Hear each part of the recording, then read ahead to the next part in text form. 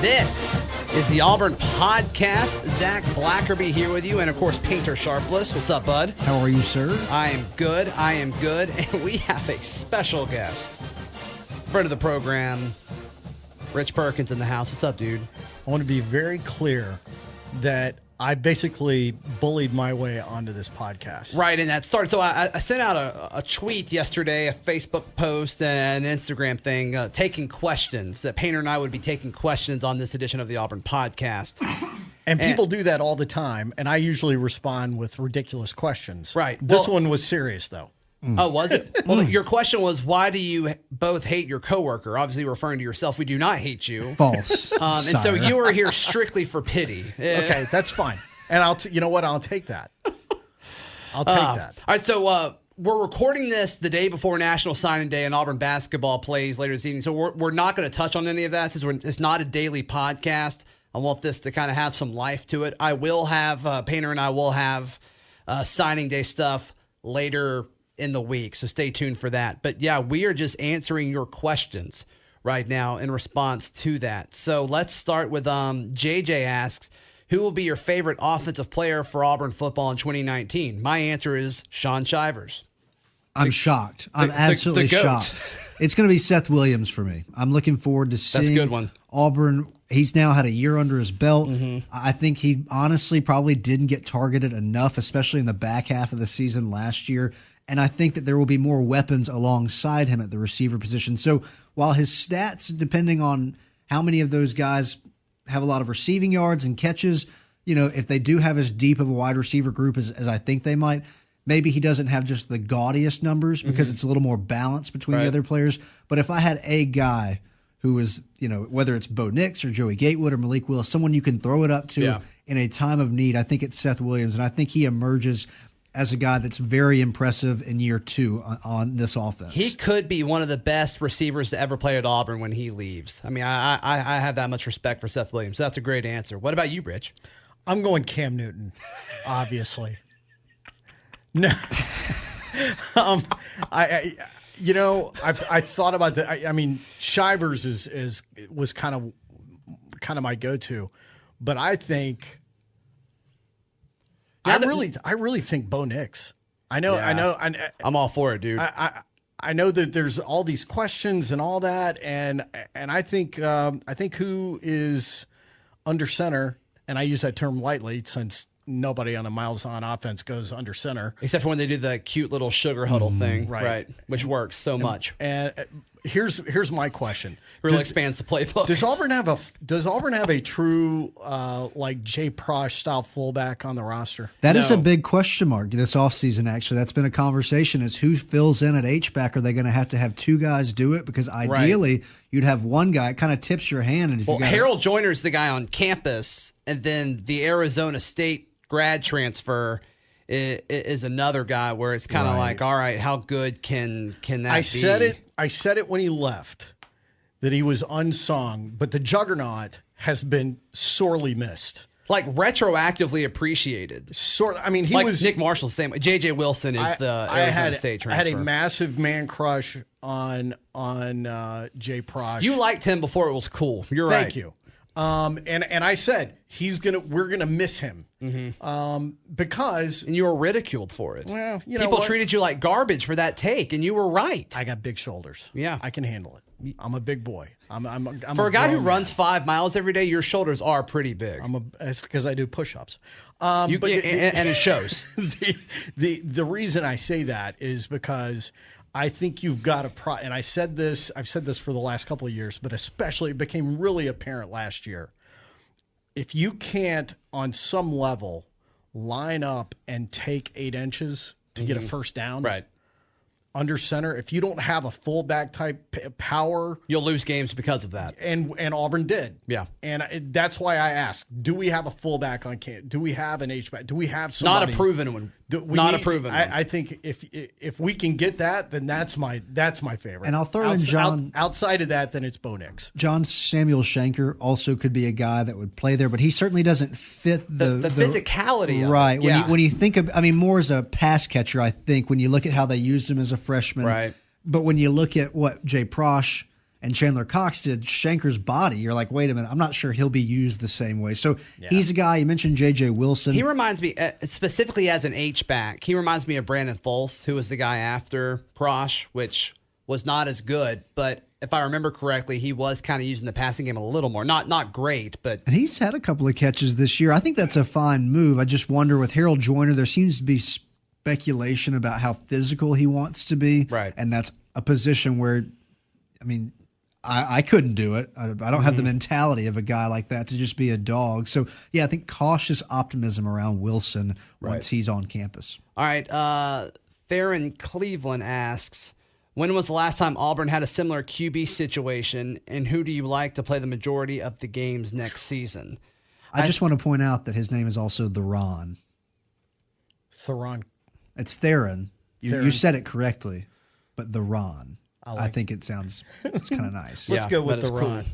That is Mr. Cleveland. I mean, it has to be like the after Cam, like the white.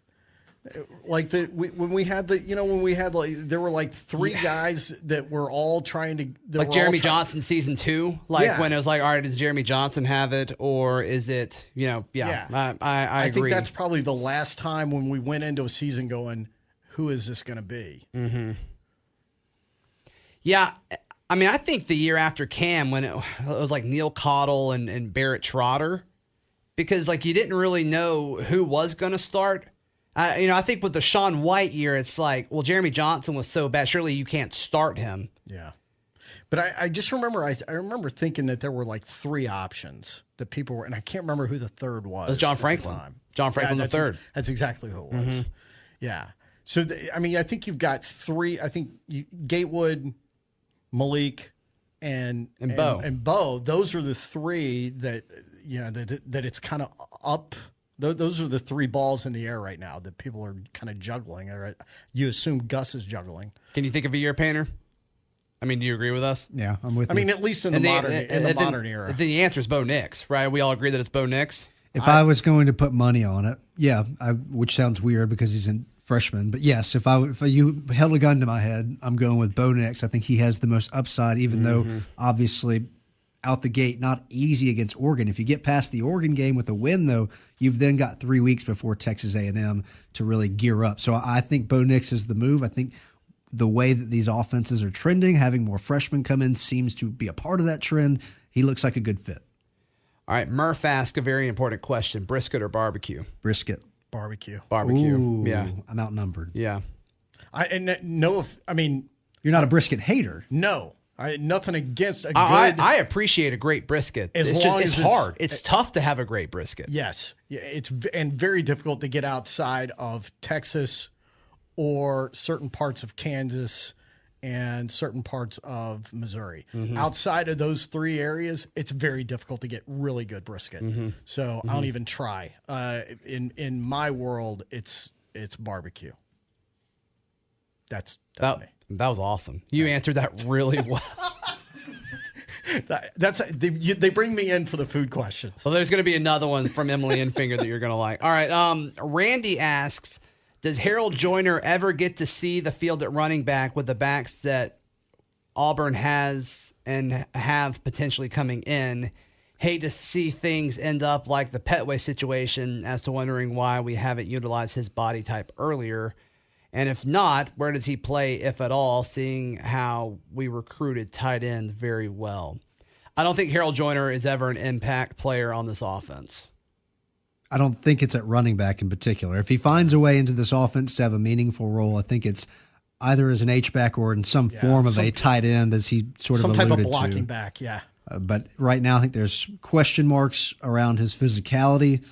And Auburn has a pretty decent stable of running backs at the moment. I know that was a concern since they didn't have a 1,000-yard rusher. How are his hands? I mean, does he have decent hands? Yeah, and the guy's thing is like how athletic he is. And so, I mean, there were some rumblings when he committed to Auburn. Could he be like a gadget guy? You put him at slot, maybe throw a quick pass to him behind the line. Malzahn compared him to Charles Clay. Or what about... I forgot about that. That totally did happen. I think, if I'm not mistaken, Auburn ran like 3 slant plays last year, right? Which of those three was your favorite? the one that got a first down, because I think there was only one of them.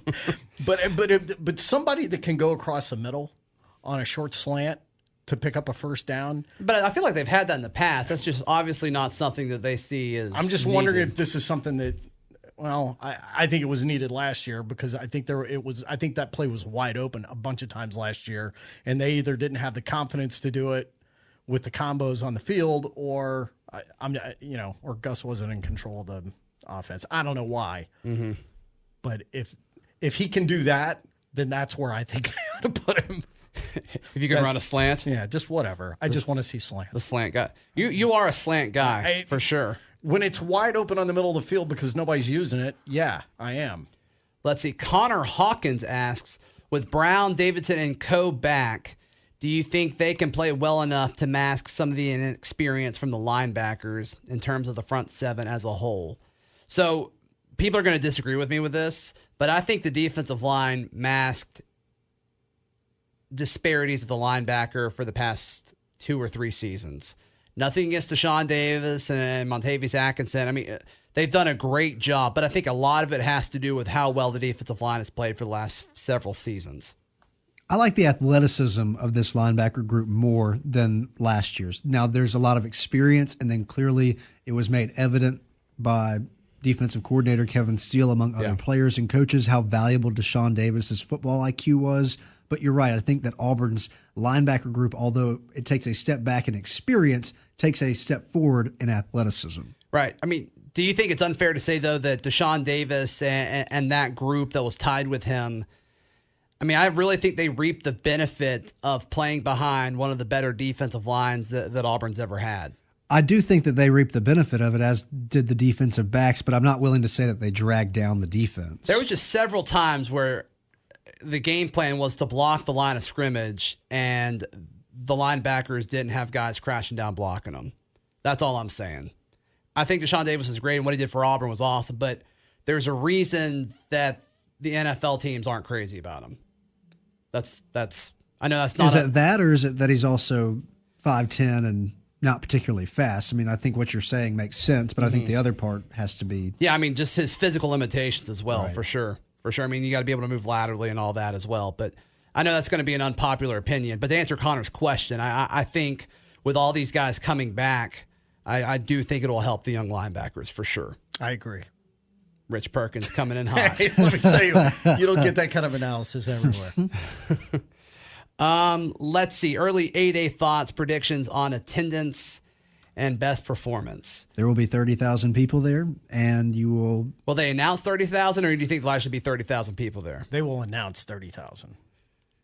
I think that there will be 30,000 people there. Okay. Do you really? I think that even though it's not that exciting, part of the intrigue this year is that they're probably going to have to play the quarterbacks. And a lot of people are going to want to see Bo Nix, and there's talks about them removing the live jersey or whatever the non-contact jersey. Yeah. Now, will they do that in the spring game? I don't know. They may have him in the non-contact jersey for A-Day. But I think there will be a little extra interest around it. You could go the opposite way, though. You could say that there's a big part of the fan base that's tired of Gus Malzahn and Auburn and the disappointment they feel he's brought. So maybe I'm wrong. Maybe less people show up. Here's what I think. Well, if you see, and maybe we've already seen him and I just haven't picked up on him, but the way too early to predict preseason polls, if we can have Auburn outside of the top 25, then there will legit be 30,000 there.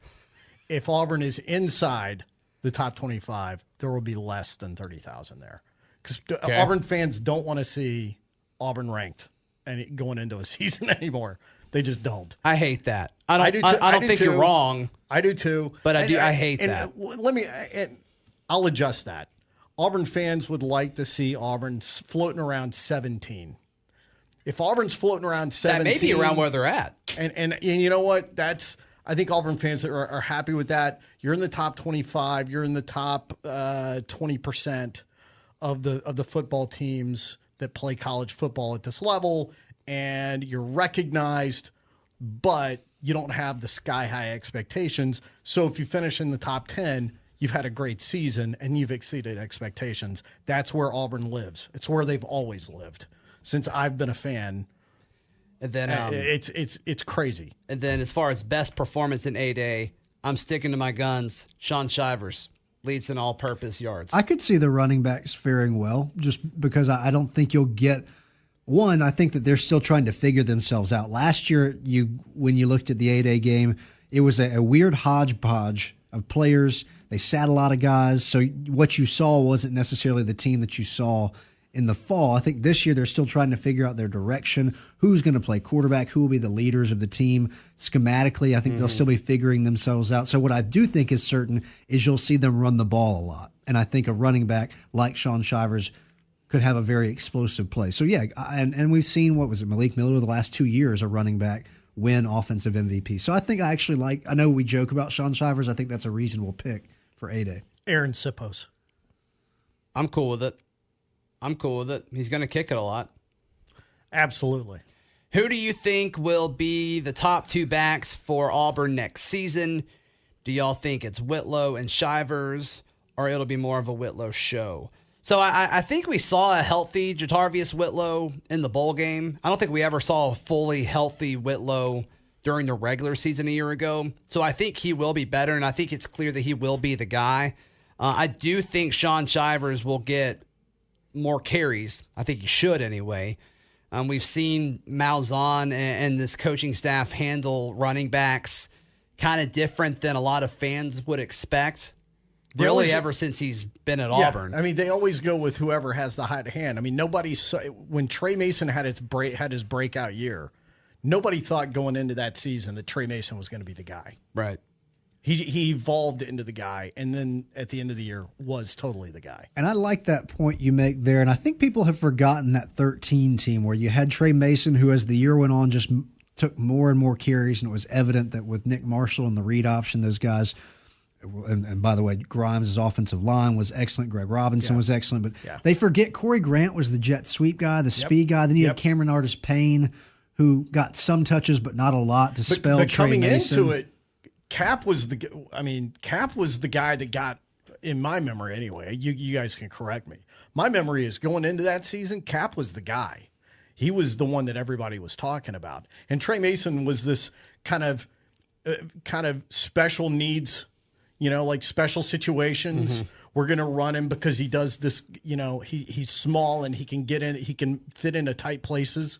And then he just kept getting yarded. You couldn't bring him down. Yeah, and some of that, I think you're right. And some of that, though, was Auburn had a terrible year, so they were grasping at anything new, I think. Sure. Yeah. Mason did rush for 1,000 yards. Only barely, but he got there. But behind that line and that system, I mean, that was incredible. And he got there basically in 9 games. I mean, the bulk of that 1,000 yards was. We're talking 2012 right now, right before Malzahn's first season as head coach, right? Just for clarity, because no. He had 1,000 yards in 2012 and in 2013. In 13, it was but I think it was 13 was that was the national championship year. If memory serves, his the first couple of games, he didn't do a whole lot. He didn't, and I'd have to go back and look. But it really wasn't until the third or fourth game where it was boom, boom, boom, boom, boom. And to this question, I see Whitlow as the guy getting the most amount of carries, but I think this offense looks more like what you saw in 13 with Cam Martin involved and Shaun Shivers certainly involved. We saw how capable he is of being explosive in flashes like in the LSU game and in the Iron Bowl, for instance. So I think it looks a little bit more balanced, unless Whitlow just has a really stellar season like Mason did and ends up getting more carries as the season progresses. Yeah, and I think at times last year, and I'm giving Whitlow the benefit of the doubt here because I've never really been on the Whitlow train that a lot of Auburn folks are, because the team looked better in my mind. Just strictly with the eye test, the team looked better at times when Shaun Shivers and Cam Martin were on the field versus Whitlow. But once again, I'm giving him the benefit of the doubt because I do not believe he was healthy at all any of last year. So I'm going to look past that for sure. But in retrospect, though, I mean, he's battled different injuries, and so it's you're playing running back in the SEC. You got to be able to stay healthy. That's durability important. is absolutely. Yeah, availability is a very important thing. Very important. Do y'all want to keep it with just football questions, or do y'all want to go to other sports too? Because we got some It's your basketball. world, baby. I'll take anything, man. Bring it. You want to talk about movies? All right. I have opinion on vehicles. Britt Bowen. Maybe you've heard of him. The Britmeister. Yes. Are you kidding? Young Showtime Britt Bowen. Showtime Brit. Gucci Brit. He asked if the tournament started today, how far does Auburn men's basketball make it in the NCAA tournament? I do not think they make it farther than they did last year. I don't think they make it out of the first weekend right now. Right now, You need Wiley. Right now, I would say they don't make it farther than last year. I think this is a Sweet 16 team if they play to their capabilities. If Chumo Kiki provides what he provided in the Missouri game and in the first half of the Alabama game, if Austin Wiley can stay healthy and protect the rim and give them rebounds and, of course, help down low if shooting is off, if the team can shoot efficiently and then play better defense. Over the last 2 games, they're averaging about 60 points, giving up 60 points on defense. That's a team to me that could very much be in the conversation of the Sweet 16. But I'm with you. Right now, with Austin Wiley out, the way they performed, especially on the road, doesn't give me a sense of confidence that they're past the round of 32. I think they're a Sweet 16 team. Cool. I hope y'all are right. That's just my. I hope y'all are right. Let's see. Colonel Steve asked, "Can you share the projected starting lineup for the Auburn baseball team? Very hopeful of another great season." I'm going to be honest, Colonel Steve, I cannot, but I plan on bringing someone on, and we'll talk to him about the lineup for that. But I'm super excited for this baseball season. I love Butch Thompson. He's my favorite coach at Auburn. The recruiting has been through the roof. And the one thing that we've seen out of this coaching staff is that not only do they recruit well, they develop. So a good recruiting class tends to lead to good teams on the field. Right. That's my expert analysis. Painter, you got anything? You good? All right. I think that Coach Thompson seems like a very genuine dude, but in terms also, of Gabe Gross is cool. And yeah, I'm just going to throw that in. They'll enter the season as a top 25 school. Yes. And depending on which poll you look at, even top 20. So lots of reasons for optimism. Yeah. All right. Was the Super Bowl boring? I got to ask that. No, it was not. Yes. All right. Well, I don't like the Patriots. I mean, I don't dislike the Patriots, but I don't like the Patriots. And I thought every possession, every first down, the few big plays we got were extremely exciting. And it was interesting to me that with 4 teams that were in the conference championships and then the 2 that made it into the Super Bowl, all had these impressive offenses, and the defenses were able, and the coaching staffs too, were able to scheme the way they did. the game was tied at the end of the first quarter. It was a 3-point game at the half. It was tied going into the fourth quarter, and it was tied with like 3 minutes left in the game. What else do you want? The last 2 minutes were anticlimactic. I would like for it to be tied 21-21 at the half. Oh, you want a passing touchdown? Okay, gotcha. I missed Mahomes the whole time. I just missed Mahomes. I wanted to see. That never entered my head. I wish Mahomes was in this game. Because you're a Pats fan, and this was Who, me? This was built for you. You knew this was going to be age versus youth, and you knew that. I mean, this game was set up. I love it. For this was a perfect scenario for the Patriots. And listen, I have no problem with low-scoring games. I just didn't have a dog in the fight, and neither team excited me. You know, Edelman, okay, yeah, he adds some excitement, but it just, I don't know. It was not enough to keep my attention. All right. That's just me. Last question. Okay. And it's not sports related. think- You know where I'm going. It's from Emily Infinger of the goat. OA News. One of your faves. She's so good at her job. All right. Yes. If you were a sandwich, what would you be and why? My God. All right, the so tough we're ones. taking a hot dog off the table. Right. We're not going into Establishing the base. If you want to say you're a hot dog, you can. I'm going to go with a chicken parm. It's not a bad choice. Because for one, I'm It's delicious. solid. It's not. It's Warm. solid. It is warm. Simple in nature, but kind of hard to pull off. Heard that.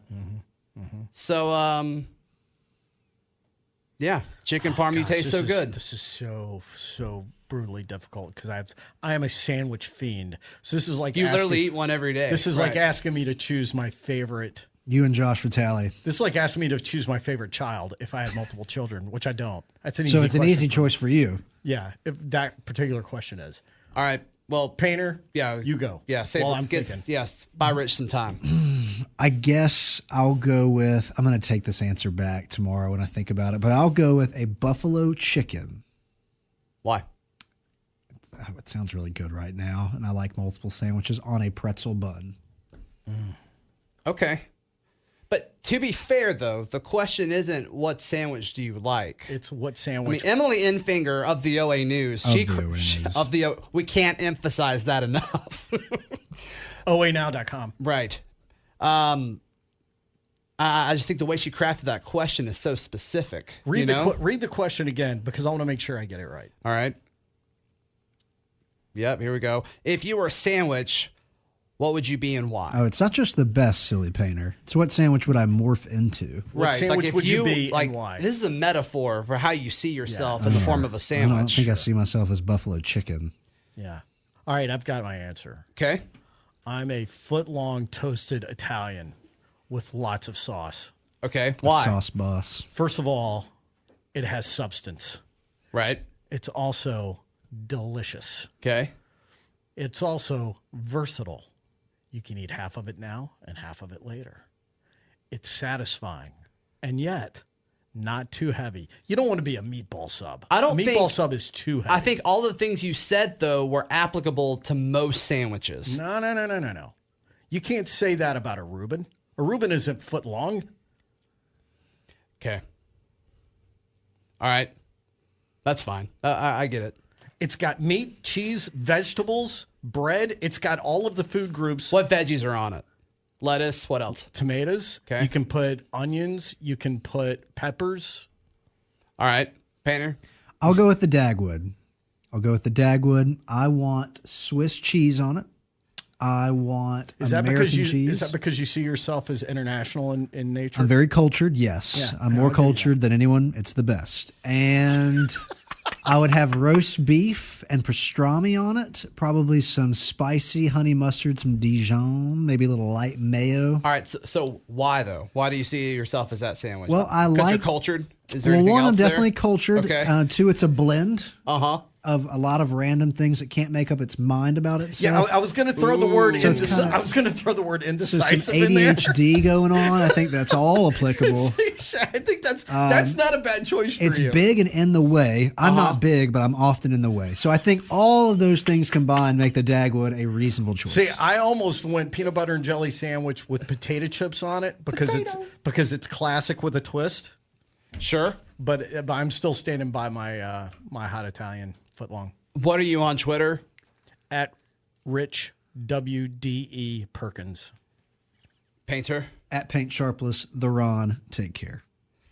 We went to summer camp together. Oh, really? You actually know him? Yeah, no, you got his name right. I just want to let it be known that Zach got his name right. I just think it's cool that his name is the Ron. That is cool. But no one else thinks it's as cool as me. And you can follow me on Twitter at @ZBlackerby. We will talk later in the week, recapping Auburn's day and National Signing Day. Stay tuned. This has been the Auburn Podcast.